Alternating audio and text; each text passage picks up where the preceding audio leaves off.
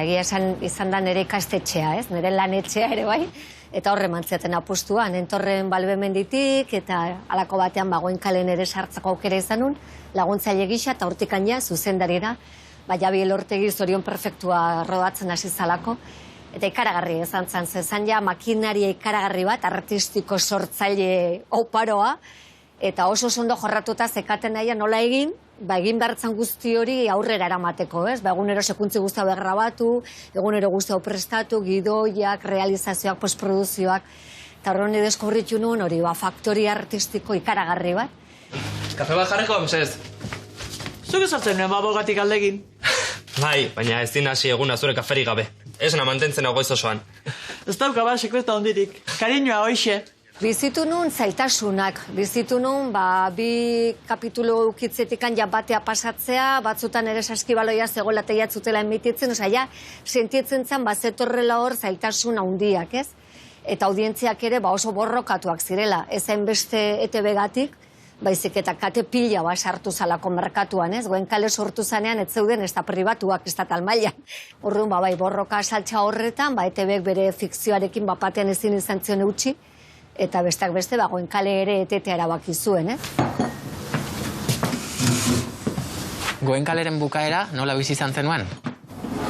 Pena handiarekin, eta badakizu zer, itxaropenarekin, esaten nun, keba, etorriko dira gaur eta esango digute ez dala amaitzen. Datorren temporadan, igual pixkatxo bat berandugu hasiko gara, itxaropen horrekin. Nola esan zizueten? Nola eman zizueten albistea? Beitu, ni momentu hortan, ama izan berri nintzen, eta ez nengoen, eta azkeneko 3 hilabeterako edo, otxintziaten. Haino, eske bukatzera doa, eta amaieran uste dugu egon behar dezula. Eta ja egiten dizu klunk, benetan, Eta, sartu nintzen pozik, baino itxaropen horrekin. Eta gero ja badakizu zein dan, azken eguna, nik uste danak inala, esperantza horrekin, eta etzan atera. 2015 urtean Goenkalea bukatu zanean, guretzat suposatu zen lan eza. Batzuek bai zuten lana eta jarraitu zuten lan egiten, baina beste batzuetzat ez, eta hor bukatu zen haien ibilbidea fikzioan. Batzuk bastakit, irakasleak dira gaur egun, ero beste gauza batzuk egiten dute, eta honekin esan nahi dut, ez gidoiak bakarrik, baizik eta aktoreak, teknikariak, jende asko. Bueno, bai egia esan zala, nahiko intenso, 10 urte hoik, momentuko aldaketa guztiarena ondo etorri zitzen, zeti bai izan pixka, zorete murgilduta hola hueltakanen bilean, baina, klaro, ni aktorea ninduan aurretik, Goenkalen aurretik. Ni Goenkalen asteako, ja honinoan hemen antzerti eskolan 3 urte ginezkin, eta Madriden beste 3 William Laytonen laboratorioan. Osea, ez zala Goenkalen lehendabiziko zea izan, baizik eta sartu nioan aktore bezala, eta baino gero, 10 urte hemen eginda Goenkalen, beste denbora guzti hontan ere nien milimetro bat ere separatu aktore izatetik. Hortikan ere harridura, onere zeak ezka, odo, nahi badek denbora askotan de, amorrua, ez? Esaten, ostras, ez zete fiatzen ez dakit, ez dago netzat ezer, menegiteko, porque nik hoi ondo egingo dut. Goenkalen bezala, ni oso guntzora sentitzen joan, baina nik ikusten joan, nire lana ona zan.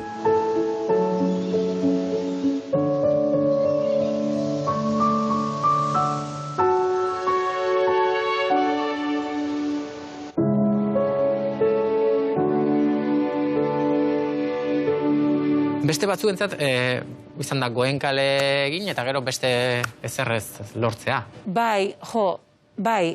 Ze azalpen ematen diozue horri? Telesailen munduan egon da basamortuen bat, edo? Egon da. Mundu hau ja komplikatua da berez. Hemen, hau oso herri txikia da, eta, asko ere ez da egin, eske oso gutxi gera. Baina bai, egon da, Goenkalea amaitu zen, eta batean aurkitu ginean oso fikzio gutxi egiten zala, egin zangoa zen bere garaian, eskabetxerak, eta... Baina gero egon da, orain berriro ere hasi dira seriak egiten asko posten naizela, espero dut horrela jarraituko degula, eta gehiago egingo direla, pentsatzen da baietze. gero eta serie gehiago konsumitzen da.